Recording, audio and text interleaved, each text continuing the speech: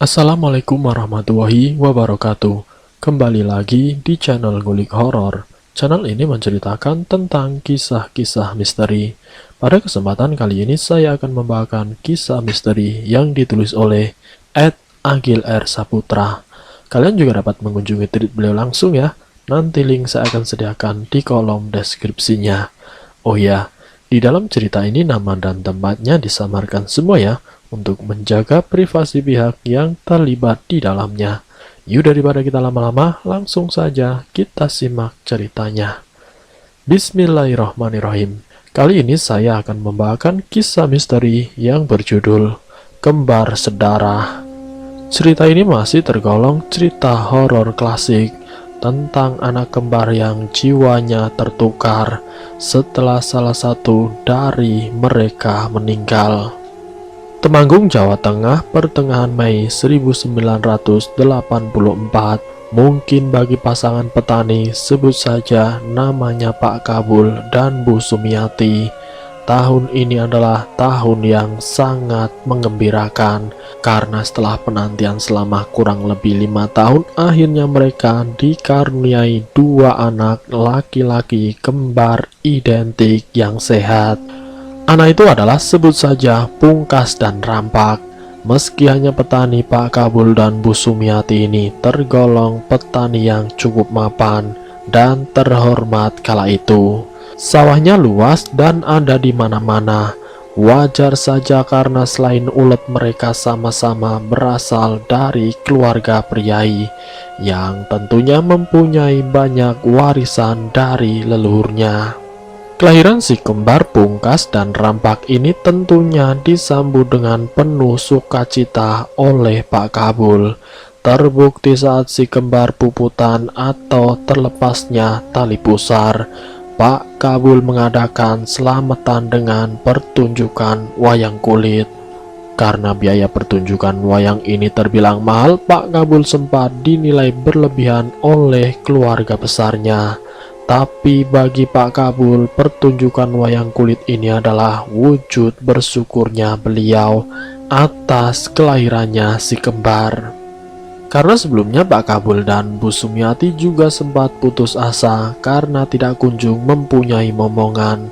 Tentunya bagi keluarga Pak Kabul, kelahiran si kembar ini adalah kebahagiaan berlipat ganda yang diberikan oleh Tuhan Yang Maha Esa. Tahun demi tahun berlalu, mereka pun hidup layaknya keluarga pada umumnya. Si kembar Pungkas dan Rampak pun tumbuh semakin besar. Mereka ini bisa dibilang sangat identik, karena dari segi fisik mereka terlalu mirip, sampai terkadang orang-orang di sekitarnya sulit membedakan antara mana yang Rampak dan mana yang Pungkas. Tapi kalau dicerita sebenarnya mereka berdua tentu ada pembedanya. Yang mencolok tentu ada pada sifatnya. Si Rampak cenderung lebih aktif, usil dan sedikit nakal. Beda halnya dengan Pungkas yang kalem, pendiam, namun logat bicaranya agak cadel. Pungkas dan Rampak ini adalah si kembar yang tidak terpisahkan. Di mana ada si Pungkas, pasti di situ ada si Rampak.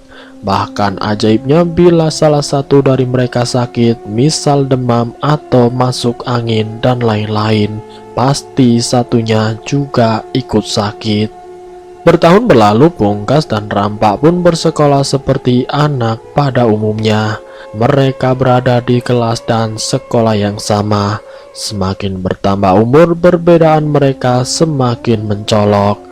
Pungkas yang pintar di sekolah namun penakut dan sering dibully, dan Rampak yang kurang dalam akademinya namun pemberanian dan suka berkelahi.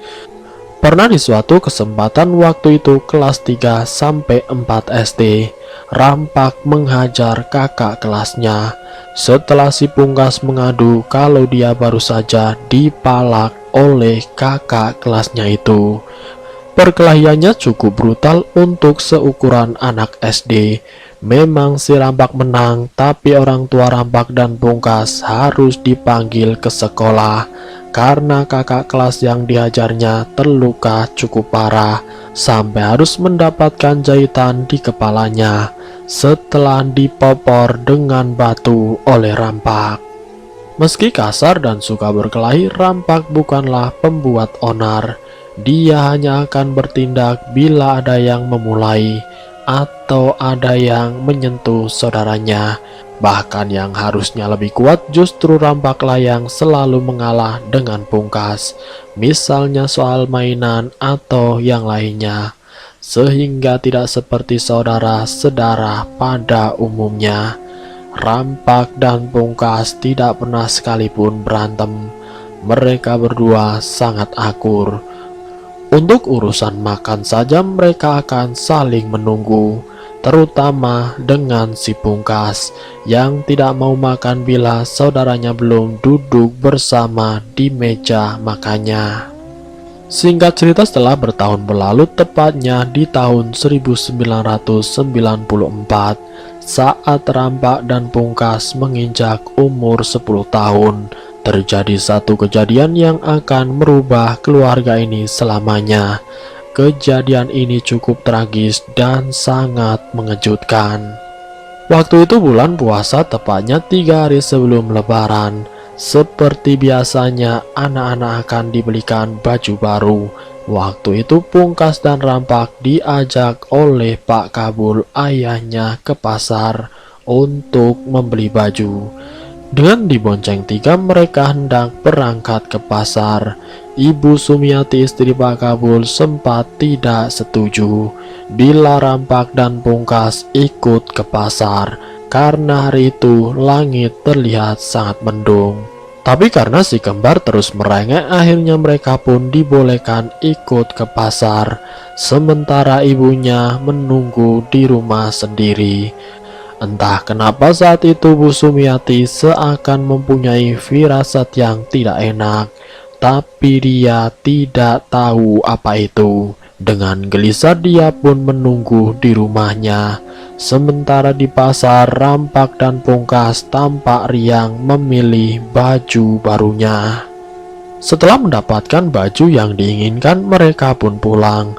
Di separuh perjalanan terjadi hujan yang sangat begitu lebat. Pak Kabul sempat menepi dan memakai jas hujan. Tapi saat ingin melanjutkan perjalanan, Pak Kabul sempat urung karena hujannya sangat lebat waktu itu. Tapi si kembar terus saja merengek meminta pulang. Pak Kabul pun kembali melanjutkan perjalanannya. Posisinya Pungkas di tengah dan Rampak di paling belakang. Pak Kabul mengendarai motor dengan agak lambat karena derasnya hujan kala itu cukup menghambat penglihatan Pak Kabul. Tapi sekira setengah kilometer kemudian hal tragis terjadi. Satu pohon mahoni tumbang tepat di saat mereka melintas. Naasnya bagian dari pohon itu ambruk mengenai bagian belakang motor yang mereka naiki. Motor pun sempat standing dan oleng sampai mereka bertiga terjatuh. Tapi di sini Rampak tidak selamat karena sebagian dari pohon yang ambruk itu ternyata mengenai kepala bagian belakang dan tengguk Rampak. Belakang motornya tampak ringsek. Pungkas menangis, Pak Kabul juga tidak mendapatkan luka yang cukup berarti. Tapi di antara derasnya hujan, Pak Kabul melihat Rampak yang tertelungkap di tengah jalanan. Terlihat darah segar keluar dari telinga Rampak. Dengan panik, Pak Kabul segera menghampirinya. Namun saat akan menggendongnya, Pak Kabul seketika menangis melihat bagian dari leher si Rampak sudah terkulai ke belakang. Nampaknya leher Rampak patah. Dengan histeris, Pak Kabul berteriak meminta pertolongan sembari memeluk Rampak yang sudah tidak bernafas lagi. Pungkas yang melihat keadaan saudaranya seketika ikut menangis histeris. Tangisan mereka berdua memecah bisingnya hujan kala itu. hingga akhirnya warga sekitar mulai berdatangan. Pak Kabul dan Pungkas dipapah menuju rumah terdekat, sementara sebagian warga berhujan-hujanan memayungi jasad si rampak, menunggu petugas evakuasi datang. Pak Kabul sempat pingsan beberapa kali saat menyadari bahwa rampak tidak tertolong. Sementara Pungkas di sini tidak henti-hentinya menangis, hingga akhirnya beberapa saat kemudian kabar duka ini sampai ke telinga Ibu Sumiati. Kabar ini tentunya sangat mengagetkan. Dengan tergopoh-gopoh Ibu Sumiati datang ke lokasi. Diantar oleh tetangganya, beliau awalnya tidak tahu bila rampak sudah tertolong. Sampai akhirnya Bu Sumiati melihat sendiri jasad rampak anaknya di tengah jalan. Bu Sumiati langsung histeris dan pingsan, sementara Pungkas sudah berhenti menangis, tapi dia terlihat diam dan kosong, seakan bingung mencerna tentang apa yang baru terjadi. Singkat cerita, akhirnya jasad rampak dibawa pulang untuk dimakamkan. Tentunya kepergian rampak ini membawa duka yang cukup dalam di keluarga Pak Kabul, terutama untuk si Pungkas. Dari proses disolatkan sampai akan dikuburkan, Pungkas kembali histeris dan menangisi saudara sekaligus sahabatnya itu. Tidak henti-hentinya Pungkas ingin memeluk tubuh saudaranya yang sudah dikafani itu. "Kalau kamu mati, terus aku sama siapa? Jangan mati, rampak." Dengan terisak, Pungkas berkata seperti itu di depan jasad rampak. Tangisannya begitu jujur sampai kerabat dan tetangganya ikut menangis melihat kesedihannya. Singkat cerita, malam pun tiba. Selepas proses tahlilan, terlihat Pungkas yang sedang bermain gasing bambu di teras depan rumahnya. Tatapannya sayu memendam kesedihan. Mas Kohar, sepupu Pungkas sekaligus narasumber dari cerita ini, mendekati Pungkas yang sedang bermain gangsing di depan rumahnya. Pilu sekali terlihat sepasang sandal jepit bertuliskan rampak di depan putaran gangsing bambu yang bersiul. Di situ Pungkas jongkok melamun mengamati putaran laju gangsing itu, seolah-olah dia tengah bermain dengan saudara kembarnya. Di sini Mas Kohar tidak bisa membendung air matanya. Dia langsung berlari ke depan tungku perapian di dapur dan ia menangis. Pak Kabul yang melihat Mas Kohar masuk sambil menangis sontak ingin tahu apa yang terjadi. Pak Kabul pun keluar ke teras depan rumahnya, melihat Pungkas yang bermain gangsing di depan sandal yang bertuliskan rampak. Beliau langsung menangis bak anak kecil sambil memeluk si Pungkas. "Yang kuat ya nak." Pak Kabul mencoba mengatakan kata-kata yang saat itu masih mustahil diterapkan pada dirinya sendiri itu. Pungkas pun hanya terdiam, tidak menangis, namun tatapannya kosong. Lalu kemudian Pungkas pun digendong dan dibawa masuk ke dalam rumah oleh Pak Kabul. Hari pun berlalu, sudah hampir 40 hari setelah kepergian rampak. Si Pungkas kini mulai bersekolah. Sejak meninggalnya rampak, dia kini menjadi anak yang pemurung dan lebih pendiam. Tampaknya dia masih berkabung atas meninggalnya rampak. Dan ada satu kejadian janggal kali ini dialami oleh Bu Sumiati. Waktu itu sekitar jam 10 pagi. Pungkas sedang bersekolah dan Pak Kabul sedang tidak ada di rumah. Bu Sumiati tengah menyapu ruangan di rumahnya. Sesekali dia menghela nafas panjang ketika membereskan barang milik anak-anaknya. Nampaknya masih berkabung belum selesai juga bagi Bu Sumiati. Usai menyapu ruangannya, Bu Sumiati duduk di ruang tamu. Dipandanginya foto Pungkas dan rampak saat balita. yang tertempel di tembok ruangan itu nampak lucu sekali. Tidak terasa air mata Bu Sumiati menetes, mengingat kembali satu putranya Rambak yang sudah tiada. Sambil memukul-mukul dadanya, Bu Sumiati mencoba menguatkan hatinya. Tapi seketika momen itu terpecahkan oleh suatu suara. Bu Sumiati mencermati suara itu, yang ternyata berasal dari kamar Pungkas dan Rambak. Suara siulan gangsing bambu.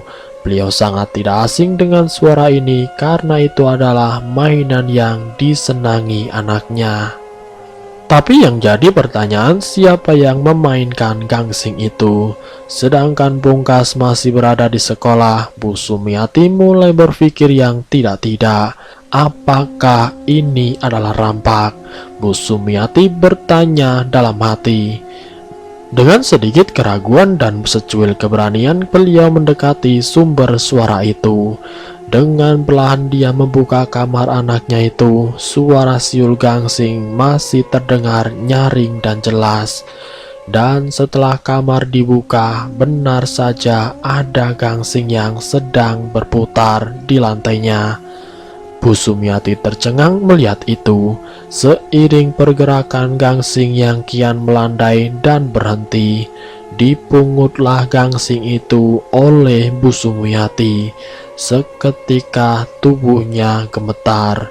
Air matanya tidak bisa terbendung lagi ketika melihat nama Rambak tertulis di pinggiran gangsing bambu itu. Bu Sumiati menangis bersimpuh di lantai kamar anaknya. Hingga beberapa saat kemudian Pak Kabul datang.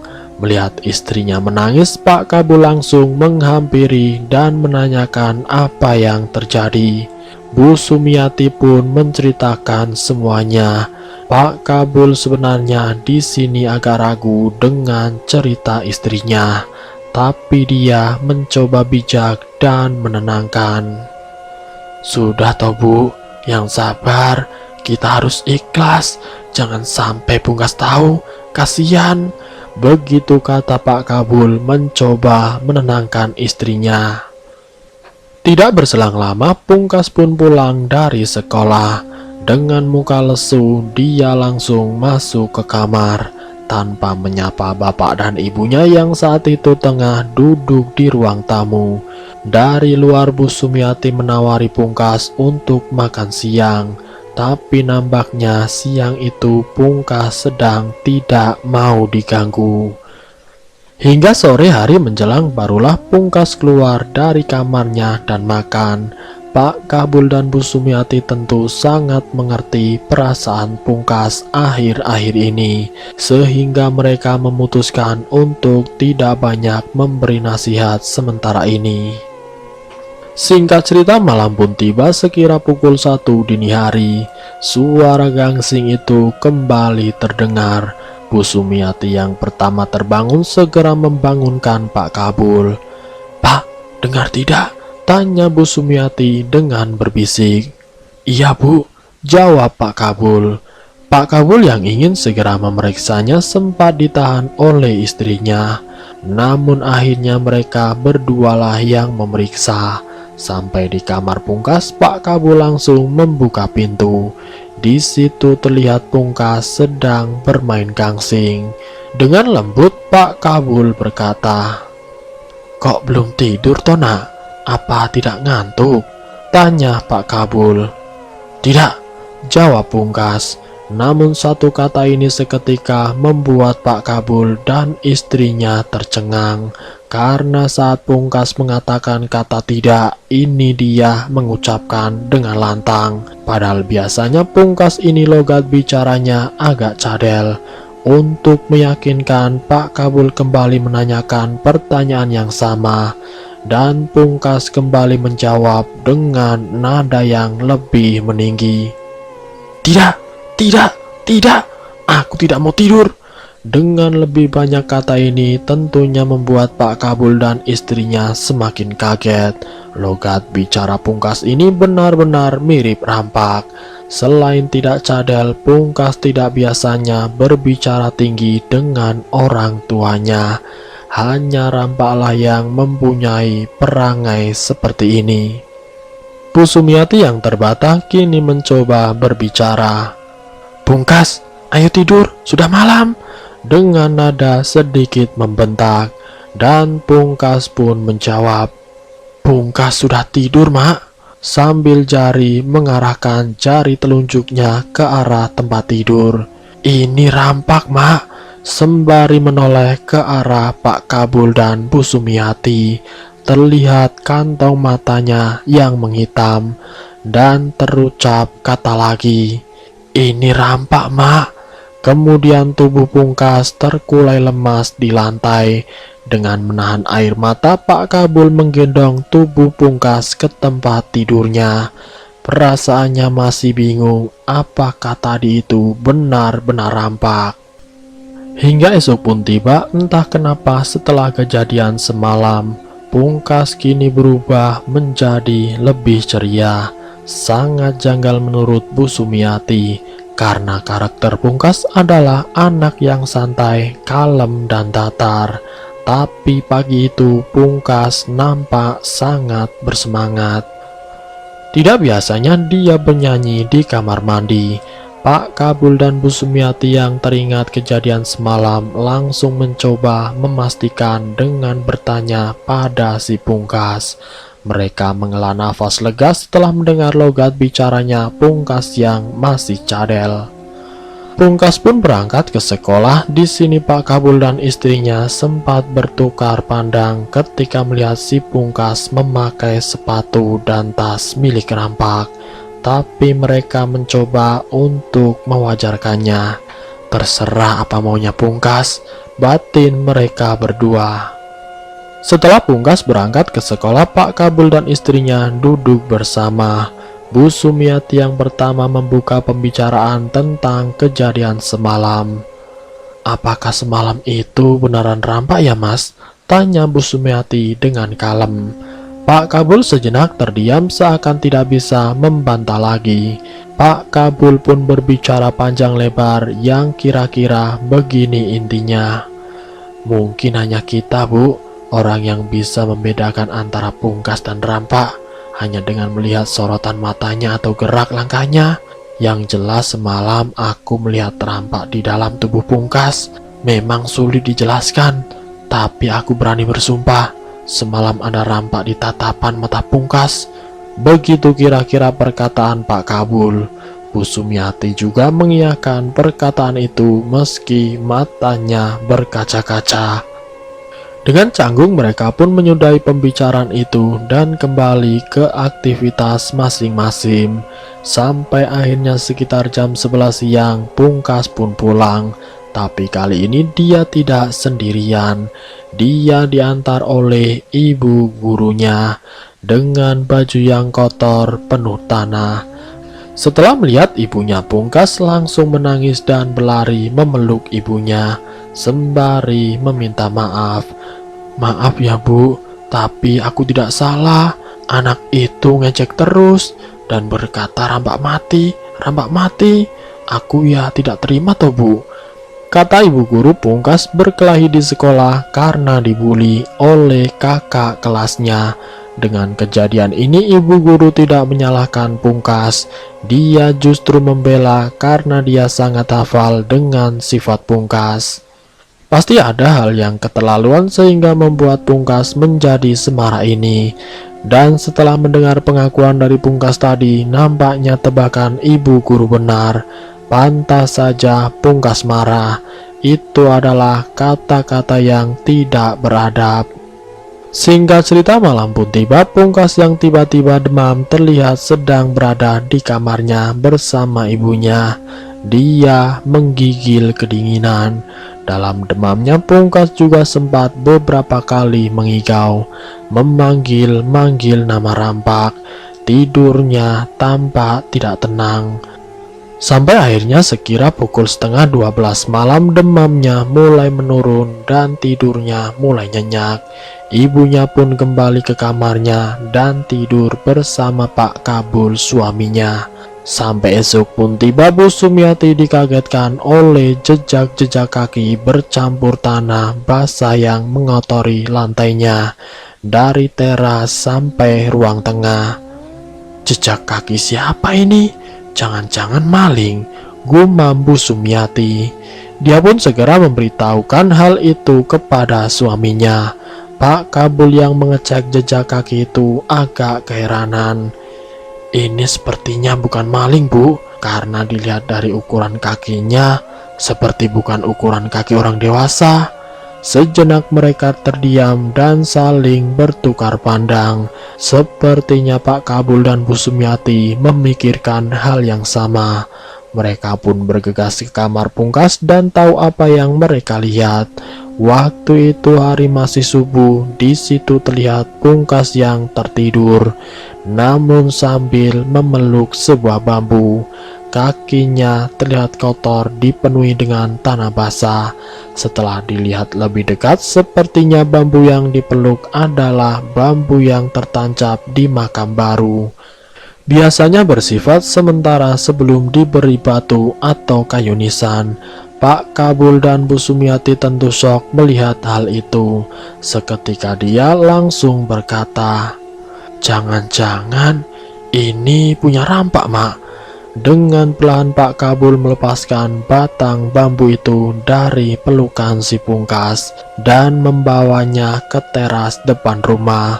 Sementara Ibu Sumiati membersihkan jejak-jejak tanah itu sambil menahan air matanya. "Ada apa ini, Tuhan?" batin Bu Sumiati. Sampai akhirnya matahari mulai terbit. Pak Kabul segera pergi ke rumah Mas Kohar, sepupu Rampak dan Pungkas yang paling tua. Pak Kabul menceritakan apa yang terjadi dan menyuruh Mas Kohar mengecek ke makam Rampak pagi itu juga. Dan setelah dicek, memang benar satu bambu yang menancap di makam Rampak sudah menghilang. Mas Kohar segera pergi menuju rumah Pungkas dan memberitahukan itu kepada Pak Kabul. Beliau yang mengetahui bahwa itu memang benar nisan Rampak langsung lemas dan bingung. Mas Kohar juga tidak bisa berkata-kata lagi. Sampai akhirnya Bu Sumiati menghampiri dan mengatakan kalau Pungkas kembali demam. Mas Kohar dan Pak Kabul segera ke kamar Pungkas untuk melihat keadaannya. Pungkas terlihat pucat, badannya menggigil. Atas saran dari Mas Kohar, Pungkas langsung dibawa ke klinik terdekat. Setelah diperiksa, alhamdulillah Pungkas hanya demam biasa, kata Pak Dokter. Dia pun diberi obat dan kemudian pulang. 2 hari berlalu, tepat 40 hari meninggalnya Rampak. Prosesi tahlilan 40 harinya Rampak pun dilaksanakan. Sementara waktu itu keadaan Pungkas belum begitu membaik. Si Pungkas masih tertidur lemas di kamarnya. Ia ditemani oleh Mas Kohar.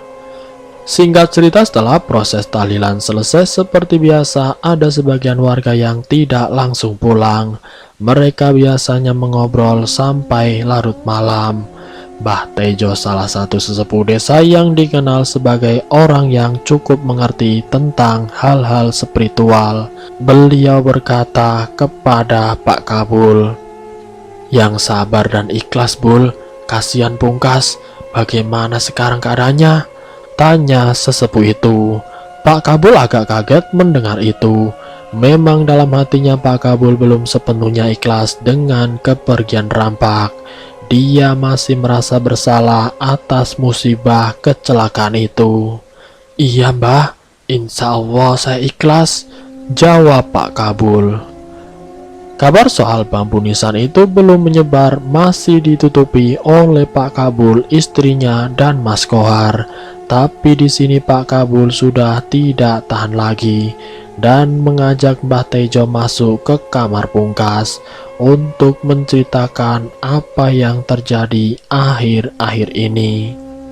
Di depan Pungkas yang sedang terbaring sakit, Pak Kabul bercerita kepada Mbah Tejo tentang apa yang terjadi akhir-akhir ini. Terjadi pembicaraan yang cukup panjang waktu itu, sampai akhirnya Mbah Tejo berkata, "Sudah, sekarang tidak usah dipikirkan dulu. Yang penting Pungkas sembuh dulu." Mbah Tejo pun meminta Pak Kabul untuk memanggil istrinya untuk meminta puputan tali pusar pemilik Pungkas. Sebagian para orang tua Jawa akan menyimpan tali pusar milik anaknya yang sudah terlepas. Tali pusar itu akan dijemur sampai kering sebelum nantinya disimpan. Tali pusar ini biasanya digunakan sebagai suwuk atau penenang saat si bocah rewel.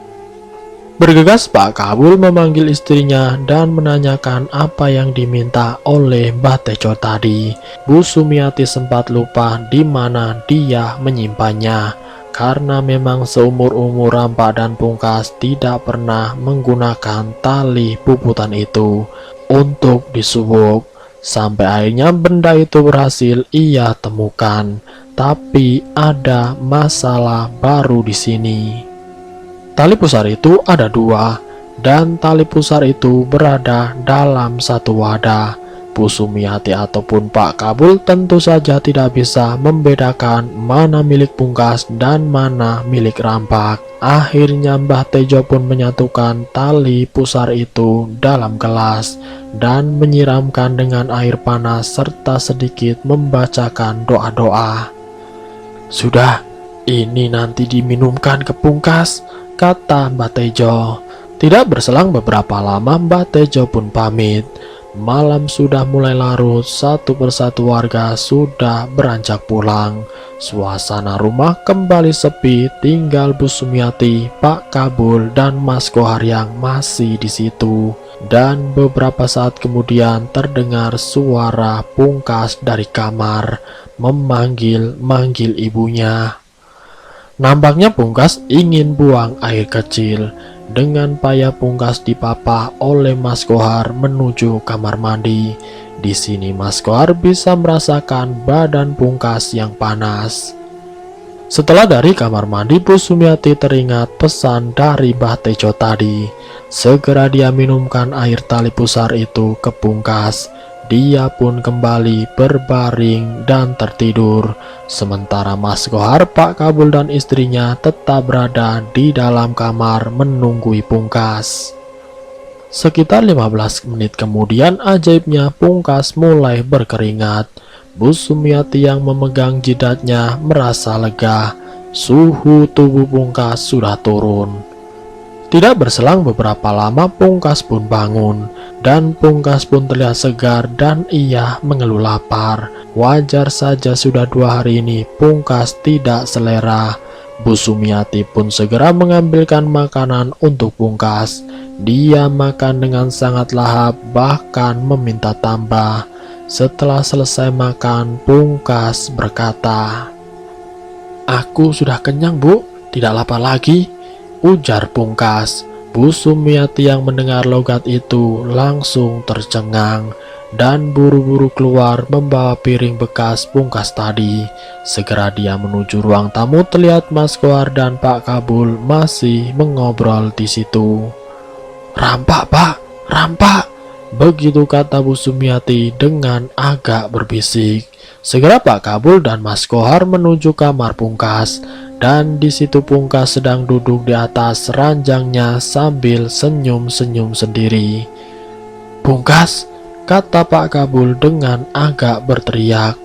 "Kok Pungkas? Saya rampak, Pak," teriak Pungkas. Di situ Pak Kabul, istrinya, dan Mas Kohar hanya tertegun. Tidak mungkin itu rampak, batin Pak Kabul. Tapi di sisi lain Pak Kabul mengenali suara dan tatapan matanya. Dia yakin itu benar-benar rampak. "Mana bajuku yang baru, Pak?" kata Pungkas dengan logat rampak. Mengingat ini masih suasana lebaran walaupun sudah kelewat bulan. Sepertinya sosok rampak di dalam raga Pungkas itu meminta baju barunya yang dulu sempat dibeli bersama ayahnya. beberapa jam sebelum kecelakaan terjadi. Bu Sumiati tentu menangis mendengar hal itu. Segera dia mengambilkan baju itu, sementara Pak Kabul menyuruh Mas Kohar untuk memanggil Mbah Tejo. Di situ Rampa dalam tubuh Pungkas meminta Bu Sumiati untuk memakaikan bajunya. Dengan agak gemetar dan menangis, beliau memakaikan baju itu. Setelah dipakai, dia berdiri berlahan dan turun dari ranjang. Dia berjalan menuju cermin kaca yang ada di dekatnya. Layaknya orang bercermin, dia miring-miringkan badannya. Wah, pantas sekali ini. Bu Sumiati dan Pak Kabul yang berdiri di sampingnya sudah tidak bisa berkata-kata lagi. Dan sosok Rampa dalam tubuh Pungkas itu pun tiba tertawa terbahak-bahak. Entah apa sebabnya tawanya sangat khas Rampa. Pak Kabul dan Bu Sumiati tentu mengenali itu. Bu Sumiati nampaknya sudah tidak tahan lagi. Sembari mendekat dan memeluknya, Bu Sumiati terus menangis. Sementara di sini sosok Pungkas kembali terdiam, menatap ayahnya yang masih berdiri di dekatnya lewat pantulan kaca cermin. Pak Kabul yang tidak sengaja beradu mata melihat kantong mata Pungkas yang perlahan mulai semakin menghitam. Di pantulan cermin itu, Pungkas tersenyum menyeringai. Firasat Pak Kabul sudah tidak enak. Segera dia tarik istrinya dari pelukan Pungkas. Dan setelah terlepas, Pungkas kembali berkata, "Saya rampak, Pak, Ma." Dan tubuh Pungkas pun terkulai lemas di lantai. Segera Pak Kabul memindahkannya ke tempat tidurnya. Dan tidak berselang lama, Mbah Tejo dan Mas Kohar pun datang. Mbah Tejo mulai menerawang apa yang sebenarnya terjadi. Menurut pendapat Mbah Tejo, yang merasuki tubuh Pungkas itu bukanlah rampak, tapi jin yang menyerupai atau berpura-pura menjadi rampak. Kenapa bisa terjadi? Nah, menurutnya kesedihan Pungkas yang terlalu dalam itulah yang membuat jin menjadi tertarik untuk menyerupai sesosok rampak. Baru kali ini Mbah Tejo menemukan kasus seperti ini. Akhirnya Mbah Tejo pun memberikan solusi agar Pungkas diruqyah 3 hari lagi. Malam pun berlalu dengan tenang. Esok hari Pungkas bangun dengan keadaan yang bugar, namun terlihat seperti orang yang linglung. Bu Sumiati yang khawatir mulai mengajaknya berbicara. Tapi ada yang aneh di sini, logat bicaranya berubah-ubah. Logatnya berubah, terkadang meninggi menjadi rampak, terkadang kalem layaknya Pungkas. Pungkas pun terlihat kebingungan setelah mengucapkan logat rampak. Sepertinya dia tidak sadar saat bicara dengan logat rampak. Pak Kabul dan Bu Sumiati tentu sedih melihatnya. Dengan keadaan yang seperti itu, tentu Pungkas menjadi sulit untuk diajak berkomunikasi. Jawabannya kadang tidak nyambung ketika tiba logat rampak muncul. 3 hari berlalu dengan keadaan Pungkas yang seperti itu, dan tibalah waktunya untuk Pungkas diruqyah oleh Mbah Tejo dan 2 temannya. Dan prosesi ruqyah pun dilaksanakan dengan cukup sulit. Pangkasnya sebelum diruqyah, tubuh Pungkas tidak sepenuhnya sadar karena masih didominasi oleh jin yang kata Mbah Tejo berpura-pura menjadi rampak. Seperti ruqyah pada umumnya akan terjadi teriakan-teriakan dan adu-adu argumen dengan jin penghuni tubuh.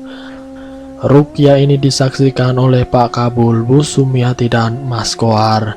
Hati mereka benar-benar yakin dan terkecoh saat mendengar suara logat khas rampak yang keluar dari mulut Pungkas. Di sini Bu Sumiati hanya bisa menangis. "Aku tidak mau pergi, Mak." Begitu suara rampak yang keluar dari mulut Pungkas.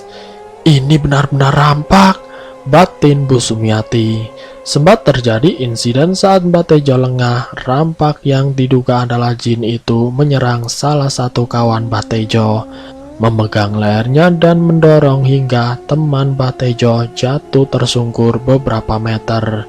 Hingga akhirnya rukyah pun selesai saat Pungkas memuntahkan cairan kuning dari mulutnya. Pungkas terlihat lemas dan hampir pingsan. Digendonglah Pungkas oleh Mas Kohar ke kamarnya. "Insya Allah ini sudah selesai," kata Mbah Tejo. Tidak berselang beberapa lama, Mbah Tejo pun pamit pulang. Waktu itu sudah hampir maghrib. Pungkas terlihat kini tertidur. Selepas maghrib, Mas Kohar, Pak Kabul, dan Bu Sumiati kembali duduk dan mengobrol di ruang tamu. Bu Sumiati masih nampak gelisah mengingat Pungkas yang belum juga bangun. Dalam hatinya masih ada keraguan. Mereka kembali mengobrol panjang hingga akhirnya pembicaraan mereka terpotong karena terdengar suara siul gangsing. Tanpa aba-aba mereka bertiga langsung menuju sumber suara itu. Bukan dari kamar, namun dari ruang tengah. Betapa kagetnya mereka melihat Pungkas sedang bermain gangsing di situ. Pak Kabul, Mas Kohar, dan Bu Sumiati hanya bisa berdiri tertegun tanpa berkata-kata. Pungkas pun menoleh dan menatap mereka satu persatu, meraih gangsingnya yang masih berputar, kemudian berdiri dan berjalan menuju kamarnya tanpa mengatakan apa-apa. Tapi di sini mereka kaget melihat cara jalannya yang agak membusungkan dadanya, mirip cara berjalan rampak. Mereka saling bertanya untuk meyakinkan lagi apa yang dilihatnya. Dan memang benar mereka semua berpikir hal yang sama. Sampai akhirnya Pak Kabul memberanikan diri untuk menyusul Pungkas di kamarnya. Namun di situ Pungkas terlihat sudah tertidur dengan gangsing bertuliskan rampak di genggaman tangannya.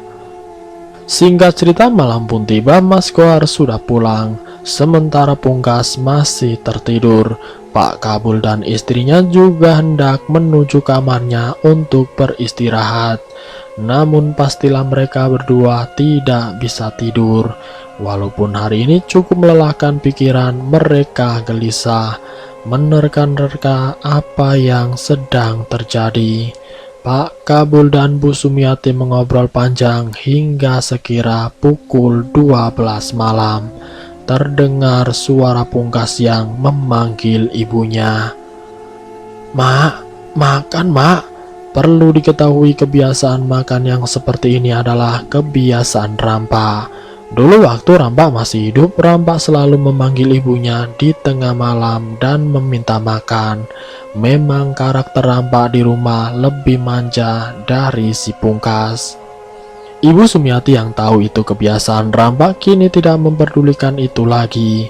Dia beranjak dari ranjang tanpa mengajak Pak Kabul dan mengambilkan makan untuk Pungkas. Dia memberikan makan itu kepada Pungkas dan menunggunya di kamar. Bu Sumiati hanya terdiam mengamati Pungkas makan. Di sini karakter Rampak semakin terlihat. Ketika Pungkas mengelap tangannya yang terkena minyak sayur ke spray tempat tidurnya. Bu Sumiati yang melihat itu hanya diam saja. Pungkas juga terlihat diam saja saat makan. Tidak seperti biasanya, dia selalu sedikit mengkritik atau memuji masakan ibunya. Setelah makan, Pungkas memberikan piringnya kepada ibunya dan ia meminta minum. "Air putih, Mak." Di sini kembali lagi suara Rampak muncul. Agak sedikit cempreng, beda dengan Pungkas. Suaranya agak lebih berat dan dalam. Lagi-lagi Bu Sumiati mencoba tidak memperdulikan hal itu. Dia pun kembali ke dapur untuk mengambilkan minum dan memberikannya kepada Pungkas. Setelah itu Pungkas melanjutkan tidurnya.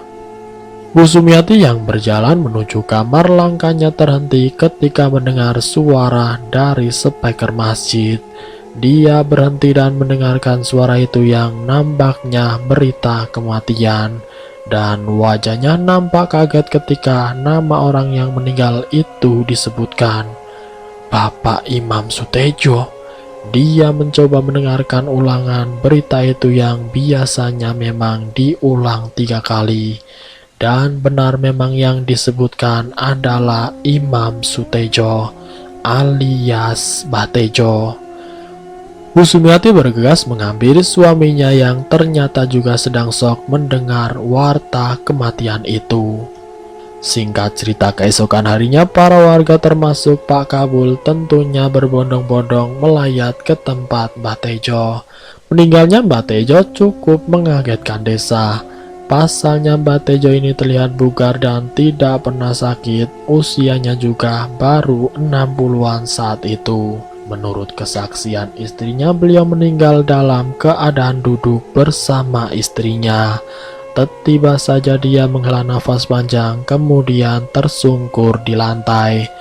Apakah ini ada hubungannya dengan kasus rampak? Itu juga tidak bisa dipastikan.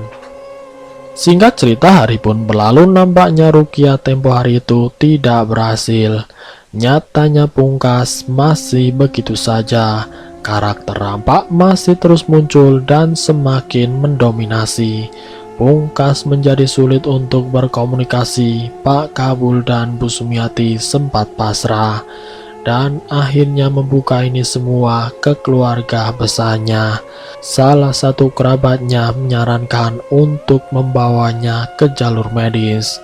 Memang itu sedikit bekerja. Saat diberi obat, karakter rampak mulai jarang muncul. Tapi efeknya Pungkas menjadi seperti orang yang linglung dan lebih banyak tertidur. Dan tetap setiap malam karakter rampak selalu muncul teriak meminta makan. Sudah berbagai jalan ditempuh oleh Pak Kabul dan Ibu Sumiati, dari dukun, kiai, ustadz sampai medis, tapi tidak ada perubahan yang signifikan. Sampai akhirnya bertahun berlalu, Pungkas kini semakin kurus, tidak mau beranjak dari kamarnya. Sementara itu karakter rampak semakin mendominasi. Bila muncul dia akan teriak-teriak tidak jelas.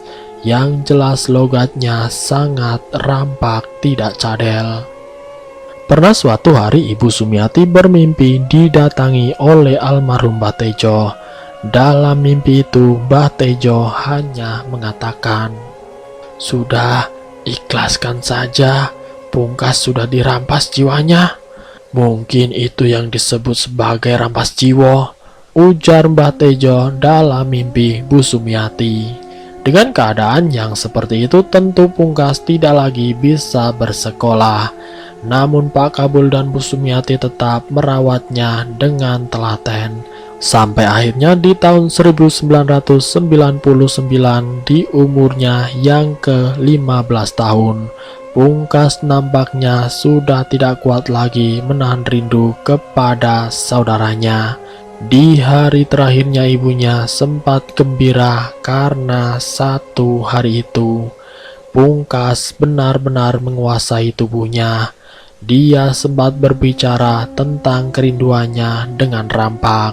Sampai akhirnya suatu hari Pungkas ditemukan sudah tidak bernafas lagi di atas ranjangnya dengan tersenyum kecil.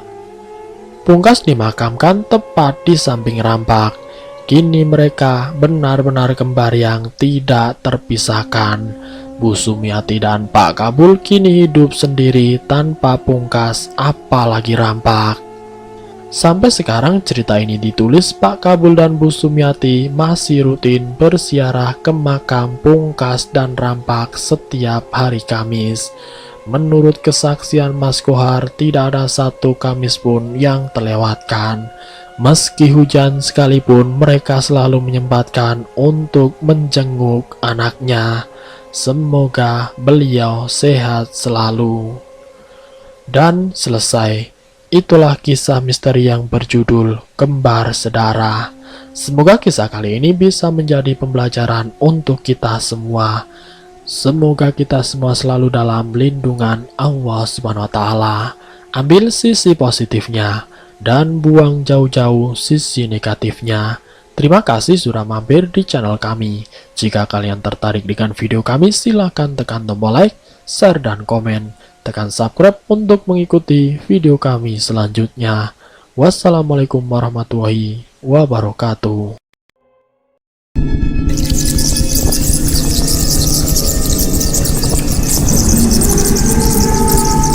Selamat datang di channel Ngulik Horor.